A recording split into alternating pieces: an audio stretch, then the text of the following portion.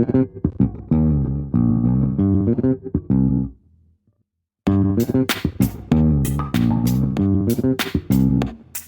everybody, it's just Steve here.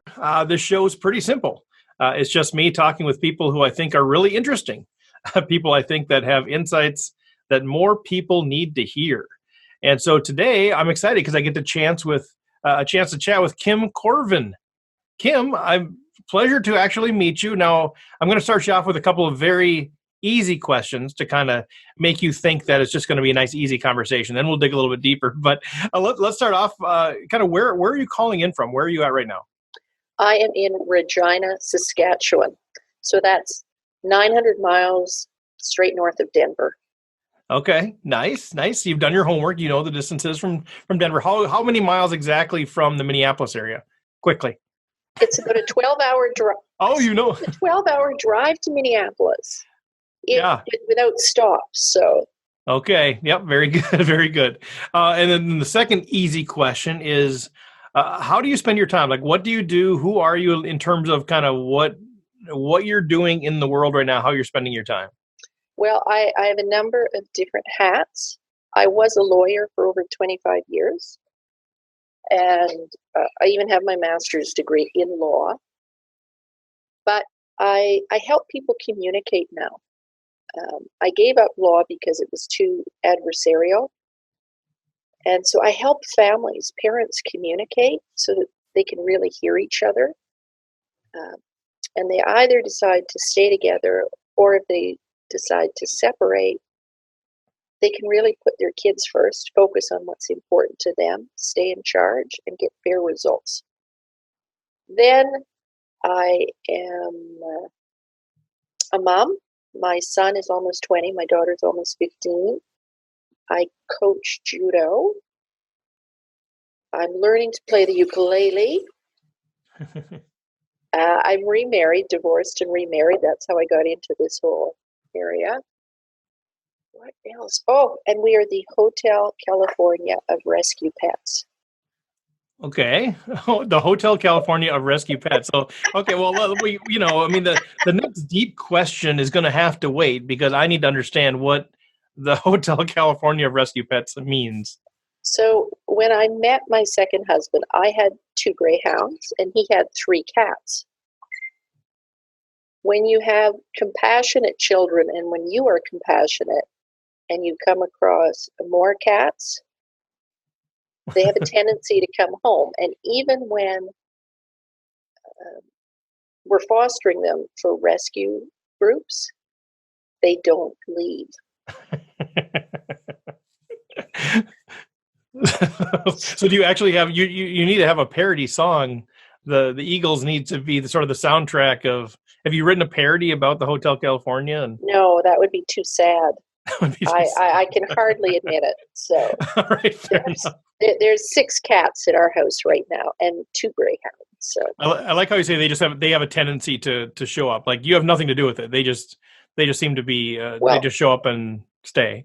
The first one we found, I had my kids. It was the night of the U.S. election in 2012.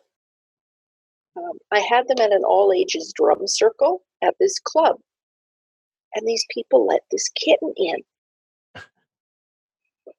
And my kids are like, oh, yeah. I just saw their eyes light up. And no, it was not over. I was saying, no, absolutely not. We have this delicate balance. No. And the people behind the bar were, oh, you should take this kitten home. No, I can't have any more cats.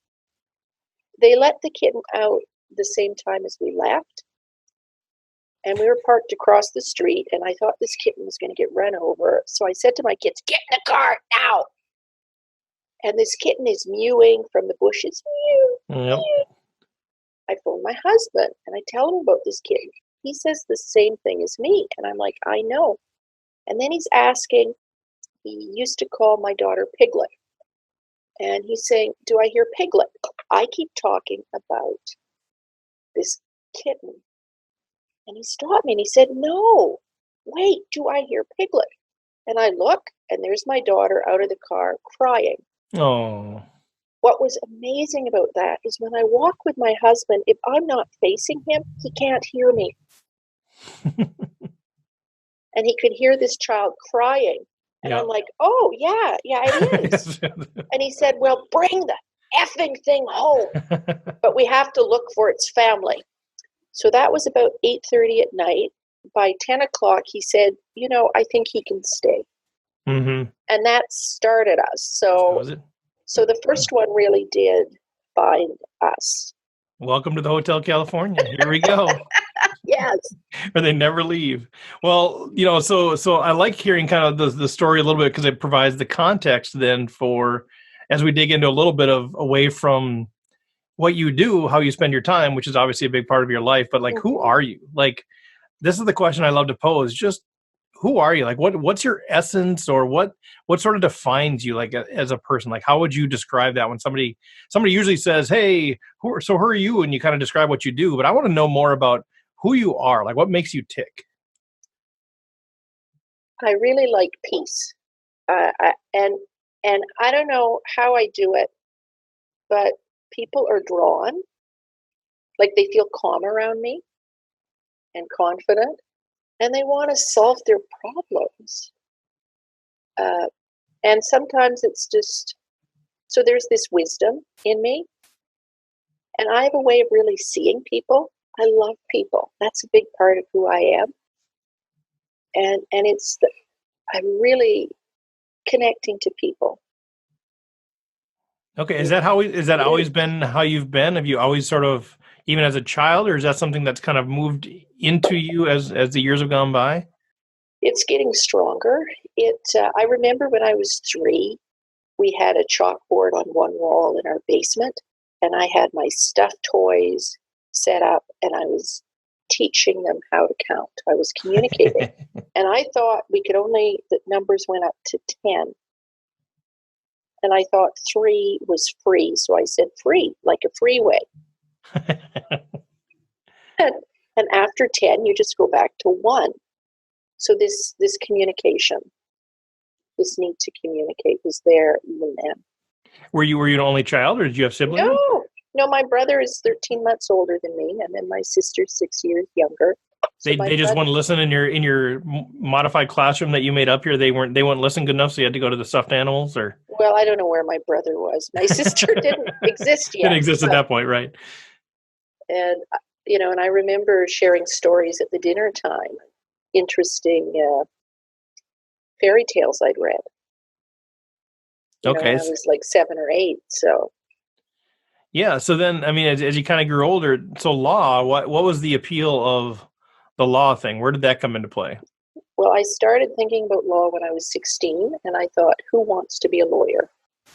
And I thought about it again when I was 20 and had the same thought. I ended up taking myself to Mexico, just me, with the Lonely Planet guidebook, went to Puerto Vallarta, and was booked into this hotel that was $10 a night, very clean, came recommended in the guidebook.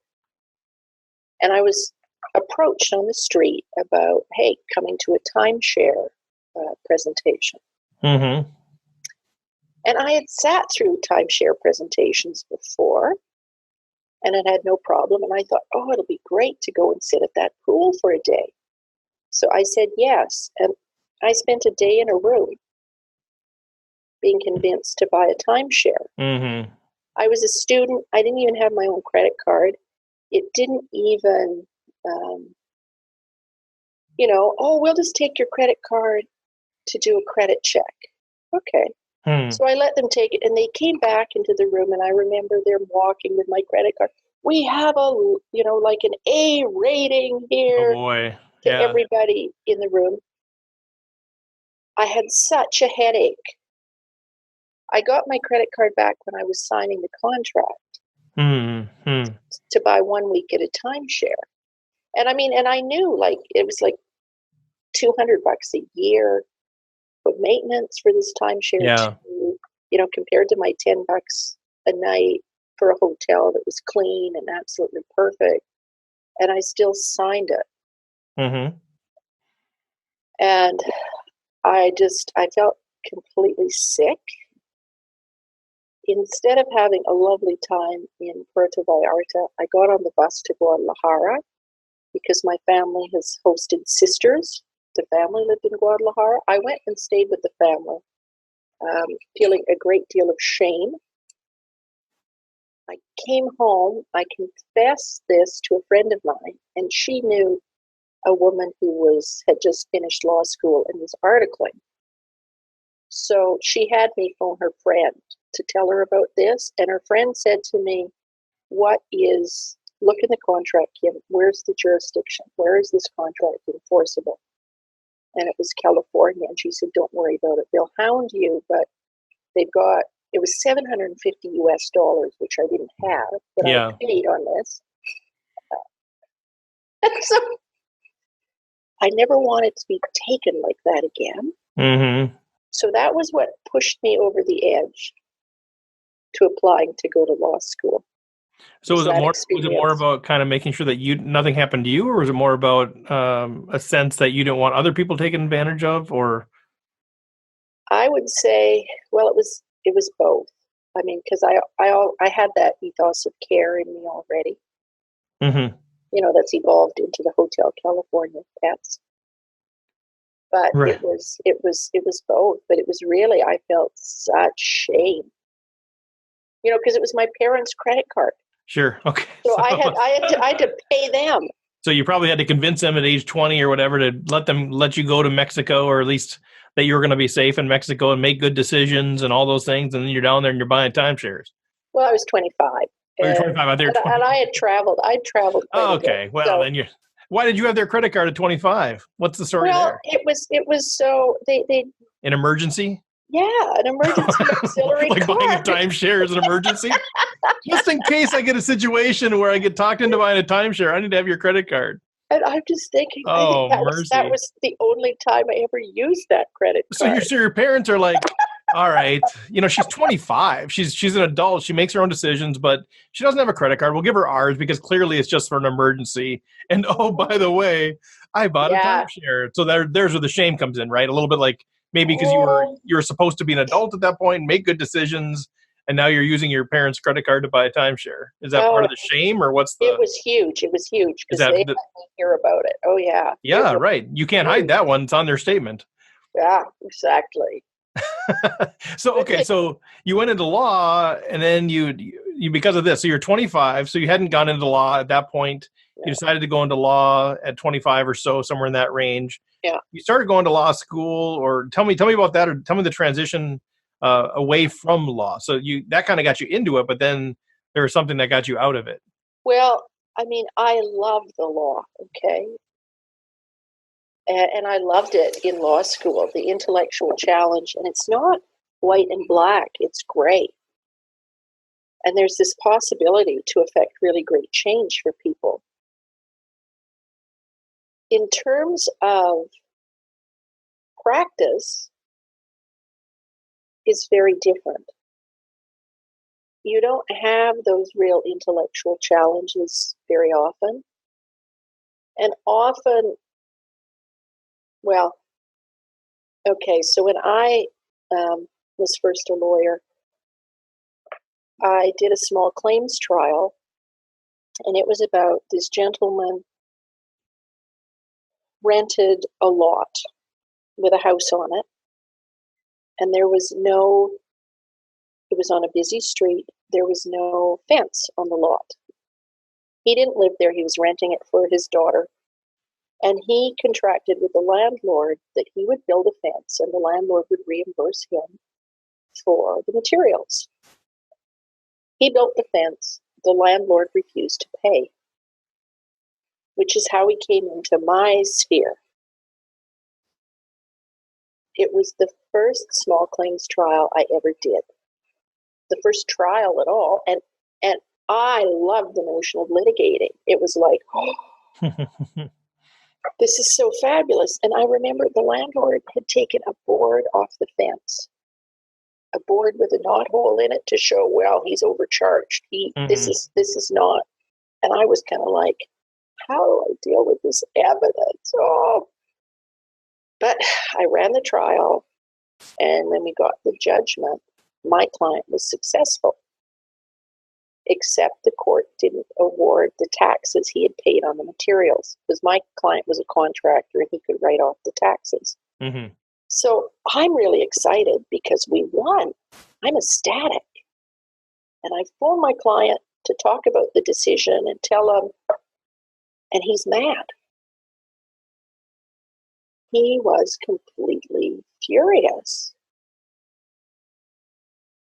As far as he was concerned, the court got it wrong because he didn't get awarded the taxes.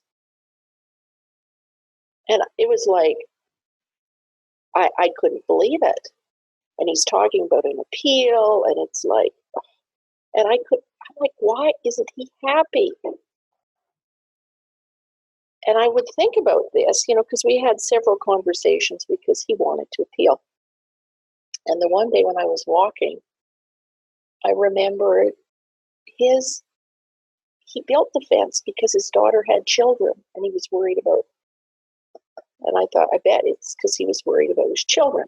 So the next time we talked, I asked him, didn't you build that fence to keep your grandchildren safe?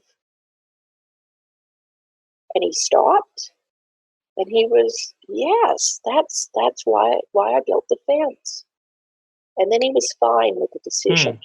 Okay.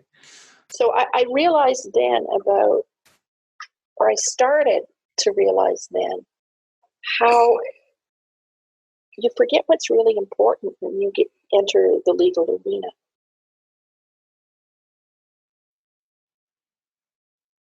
The legal arena is about legal issues, and usually that's not what brings people to see a lawyer. So that was very early in my career. And so was that sort of then that was one of the turning points of not sure that this is my deal? I mean, so was it more of like, it wasn't the intellectual challenge, so I'm sort of, that's not really my cup of tea, I need to find something else? Was it more of a push, or is it more of a pull of saying, you know what, I'm actually more passionate about this idea of family reconciliation and those sorts of things? Like what kind of moved in the transition? Was it like law is not my thing, or there's something else that's actually I'm more excited about? Well, when I started practicing, the rules here were you had to practice law for 3 years before you could become a mediator. Mm-hmm. So you'd be entrenched in the adversarial process. Sure. And it was many, many years. Like, I tried different jobs. I had that job. I ran away from law for a couple of years. I worked with farmers, running meetings, doing adult education. It was fabulous. But I could see, well, I wanted to get married, and there was no way my boyfriend was going to move to a small town. So I went back to law, and the intellectual challenge carried me through for a long time. And then I ended up trying my own firm where I didn't go to court. And then my marriage ended, and I went to a big firm that I really loved. And then I did my master's, and I fixed land titles problems then, because that's what my master's is in. Yeah, different things. And none of them really felt at home. And what had happened with my personal situation, I thought, I knew my marriage wasn't working, but I wasn't about to get divorced. I had practiced family law. I had had clients need help dividing items in their kitchen, where it would have been cheaper to just buy a whole other set. Right. Okay.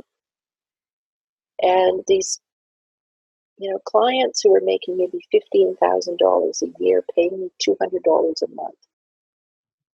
So I would continue to represent them, and just this horrible, life-sucking activities. So I decided I wasn't going to do that with my kids, and I wasn't going to get divorced. I could just make it work.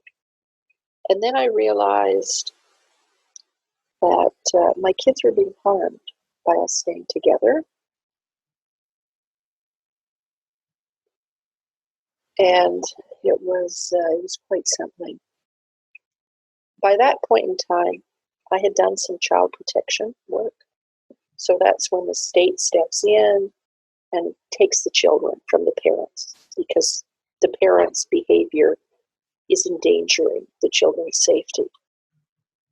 I learned in one of those cases that children love their parents no matter what. My client had sourced a social worker to help her, and the social worker always said that the numerous times we would go to meet with a judge. So there I was, knowing I had to end my marriage, knowing my children would always love their dad. So, and my husband, for religious reasons, did not believe in divorce. And there were some mental health issues that were unresolved. It was a pretty ugly situation. But I set a goal that my children would have the best relationship possible with their dad.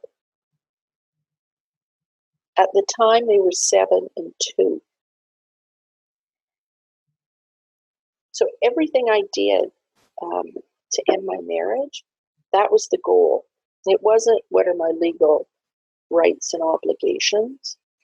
And even so, when I asked him to move, like, talk about being analytical, I actually went through in my head, okay, we've been together X number of years.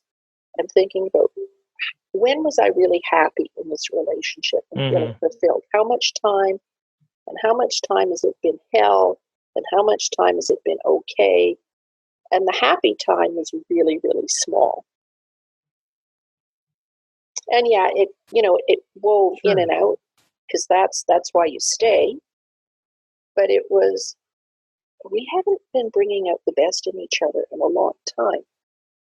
And I also thought about what are some of my happiest memories with him.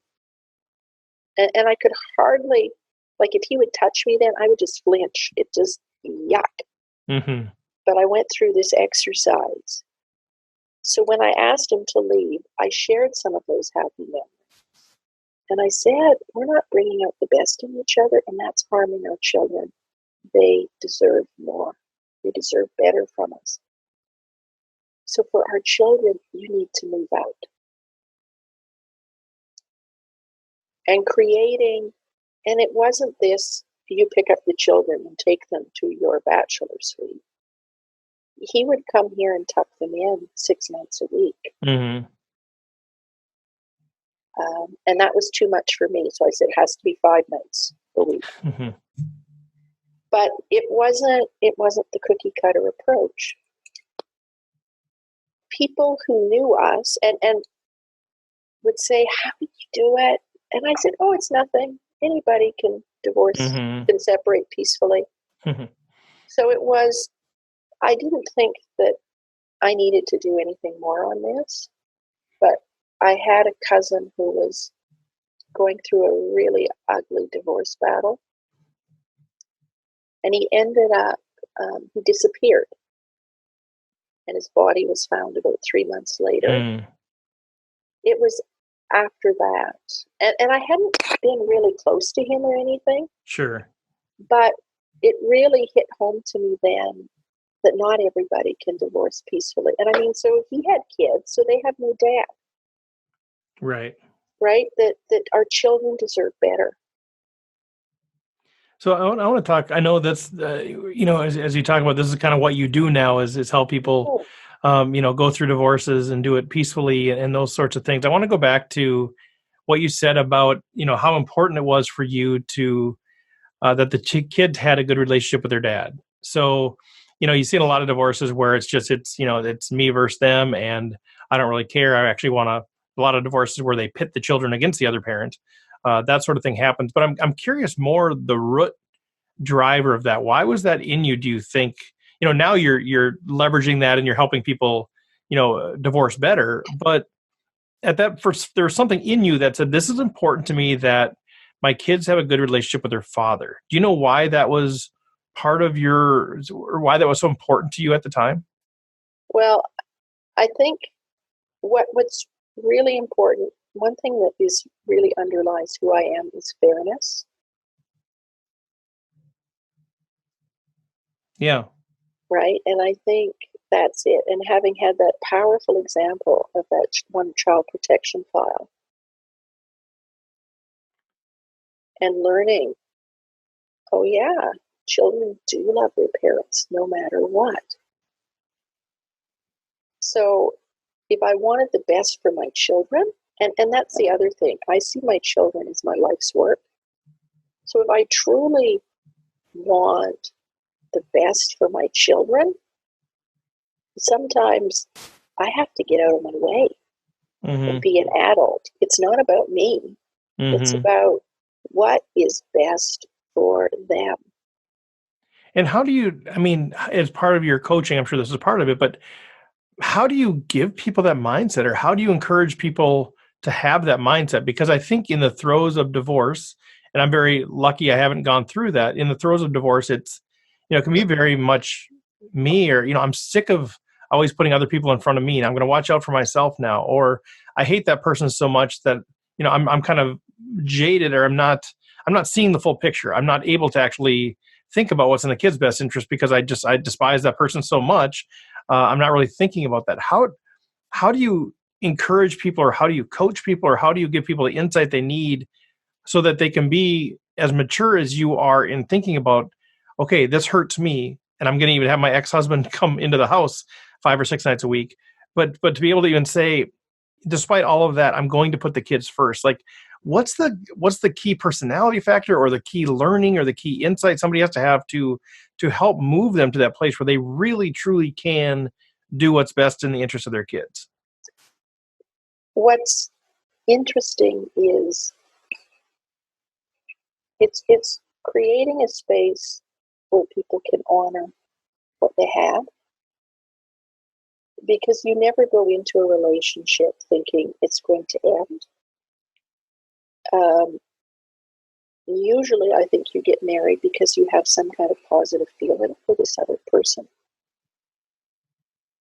When I started doing this and figuring this out, I mean, part of what I did, that process I described with me, with how much time were we happy together, what were my best memories, what it did is it took me out of, it's all been awful. Yeah. Okay.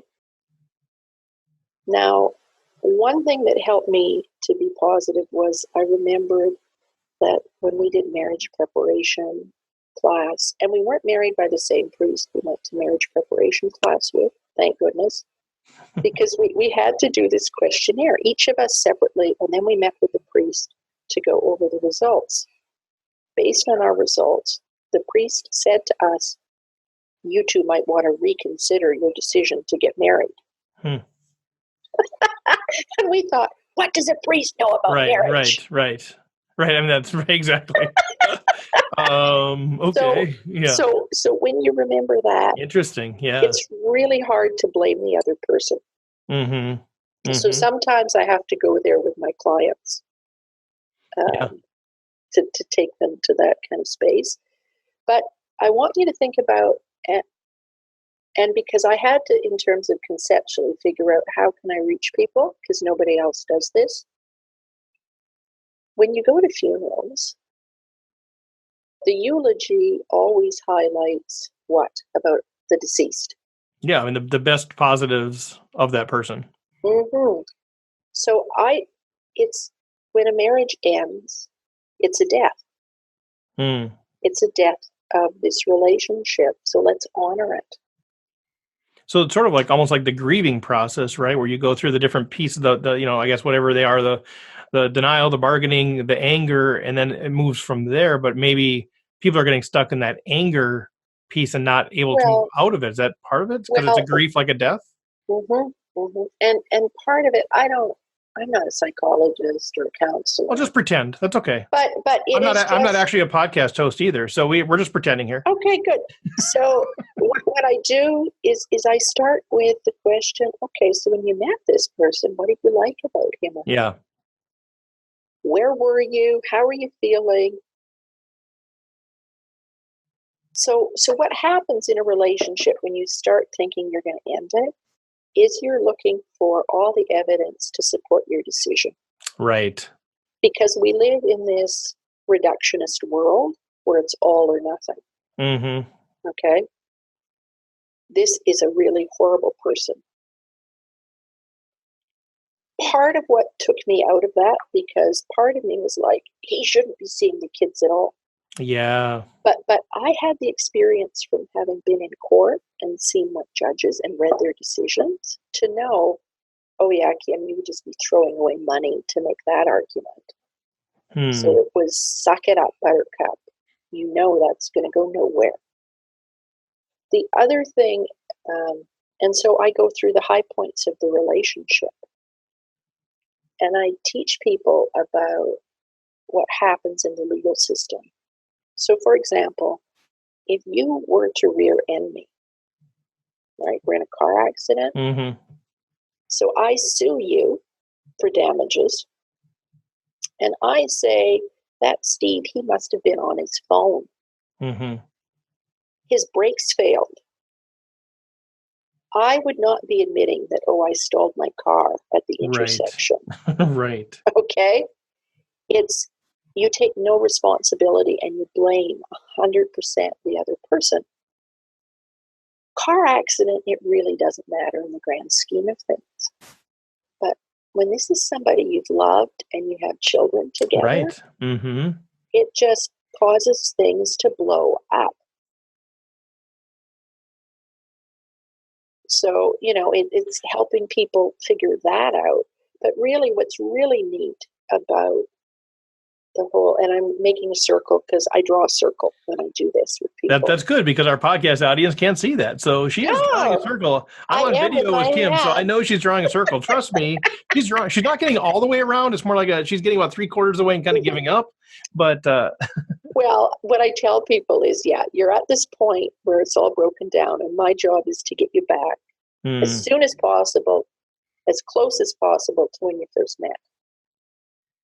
But when I do mediation work, it really comes out that people, the high points are the birth of the children. They share that.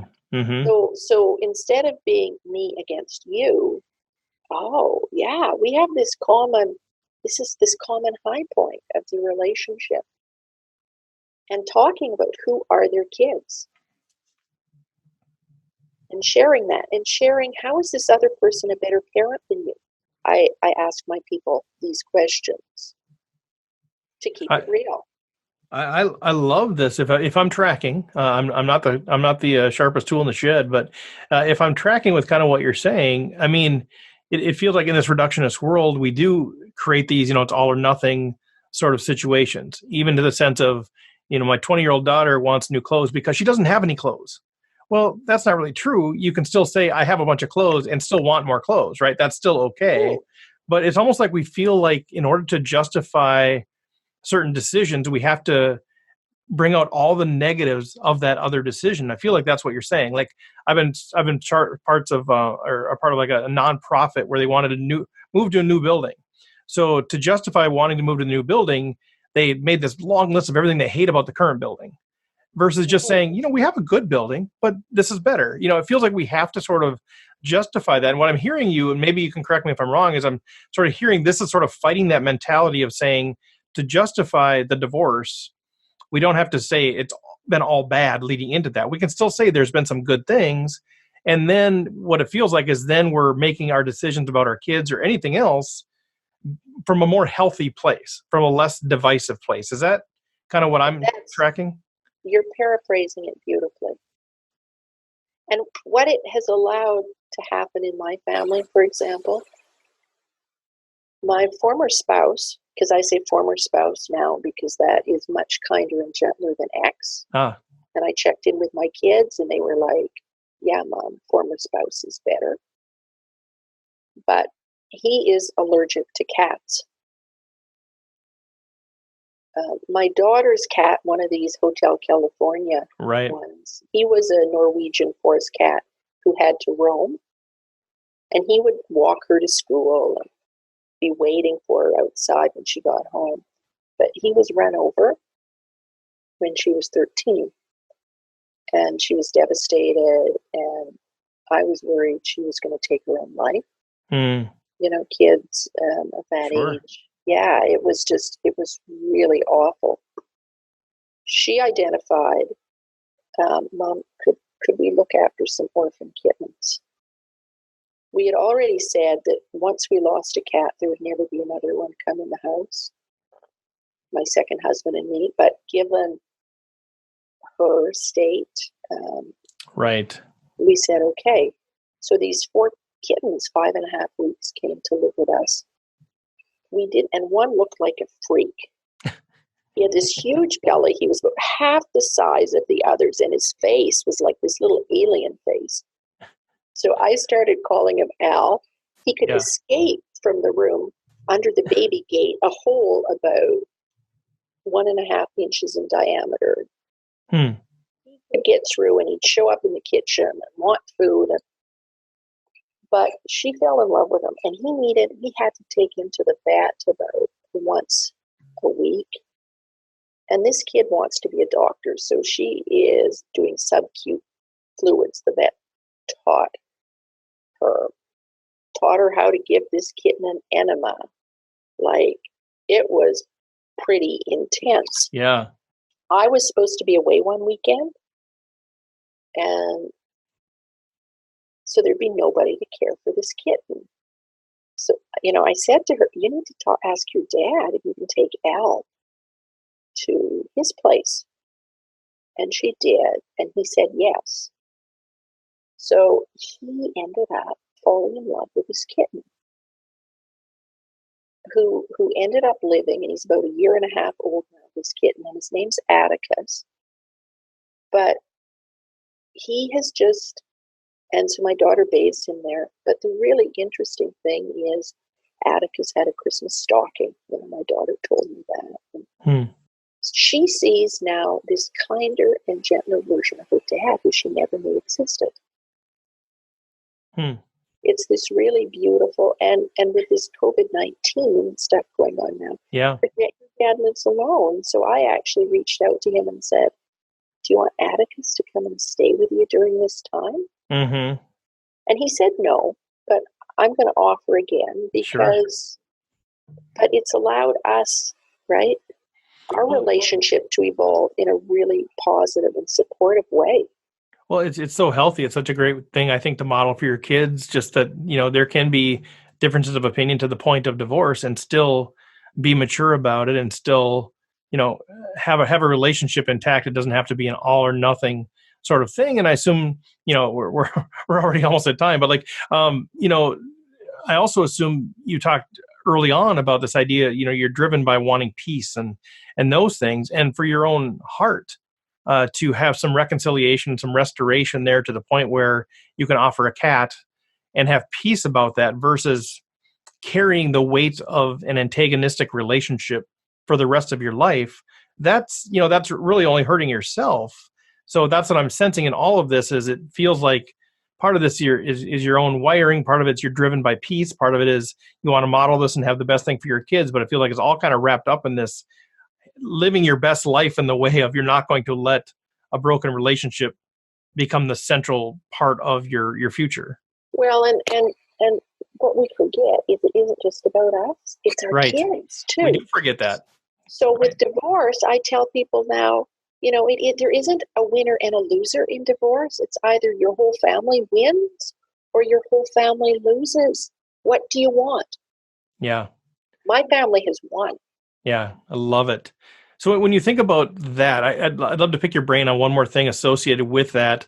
And that's kind of, for those of us who haven't gone through divorce or people that either have or haven't or whatever, what's the undergirding principle here do you think that's at work that we could pull out for our lives no matter what our situation is, whether we're, 15-year-olds in high school or we're 80-year-olds in the nursing home or whatever it is? Like what is what you've applied this principle to is divorce and broken relationships and how to help people heal where everybody can move on in a healthy way and have peace about that.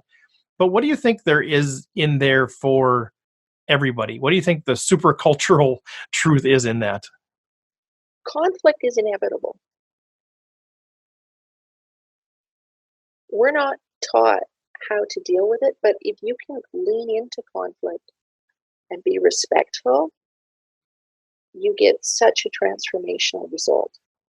And be curious. It's really about being curious instead of having to be right. Oh, I love that. That's so good. I mean, that because, like you said, I mean, the examples I gave, the 15-year-old, the 80-year-old, you're going to have conflicts as a freshman in high school. You're going to have conflicts at the nursing home. You're going to have conflicts all the way through your work life, your colleagues. I mean, some more than others, but they are inevitable. And I think they have a way of owning us.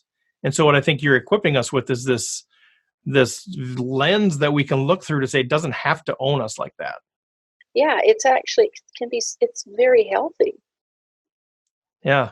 So, and what I've been enjoying with COVID-19 is I've been shooting 5 live videos a day. I've seen those. With tips on conflict and reducing it. Yeah.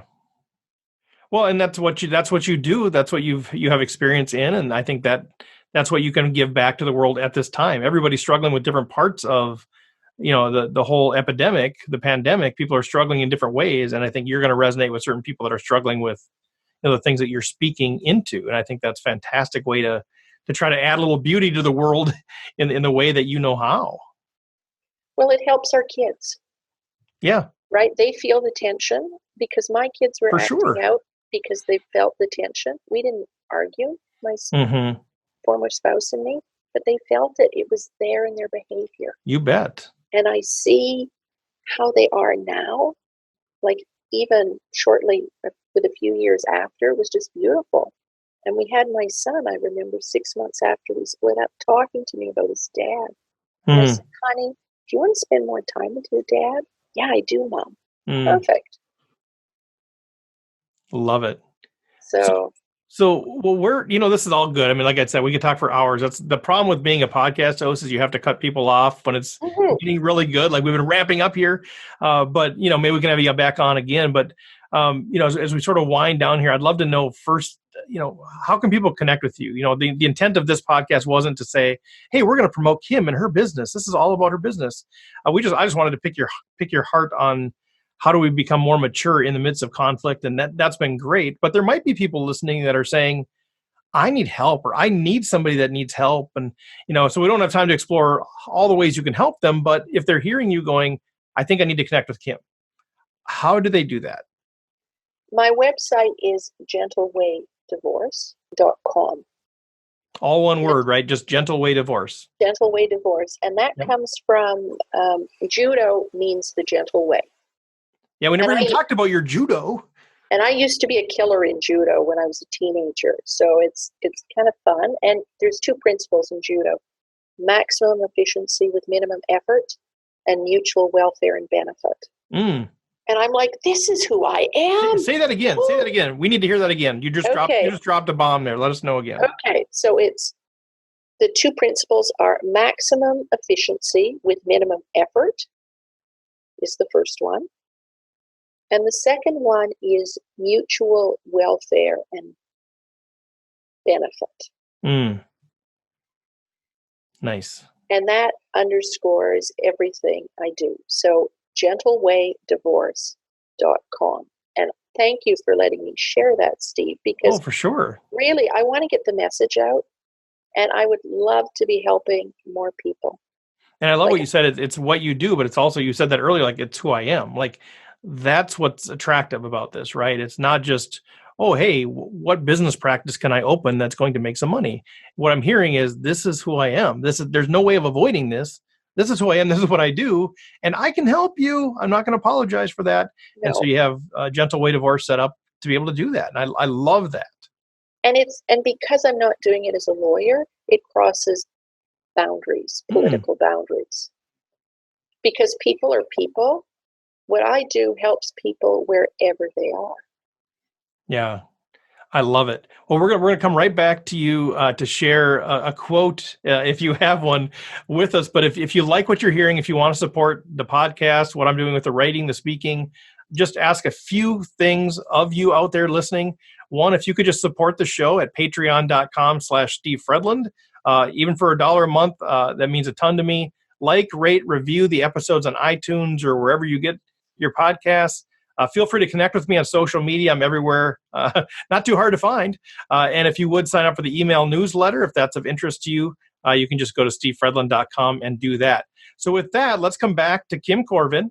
And she's got our final words or one of her favorite quotes. Or what do you have for us, Kim, to wrap up today?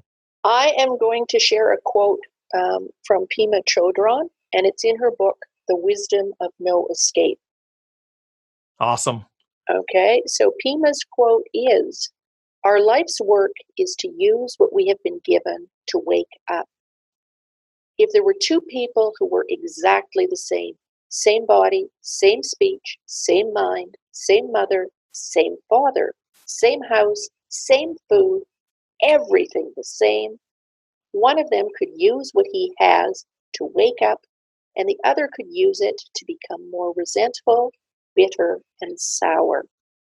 It doesn't matter what you're given, whether it's physical deformity or enormous wealth or poverty, beauty or ugliness, mental stability or mental instability, life in the middle of a madhouse or life in the middle of a peaceful, silent desert.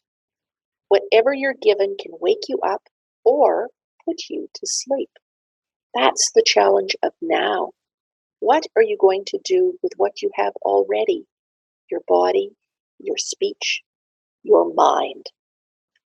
Oh man, it's so good. It's so good. Now we just need to start a book club about that. Like that really resonates with me personally, honestly, and I think that's fantastic for all of our folks out there. So re-listen to that.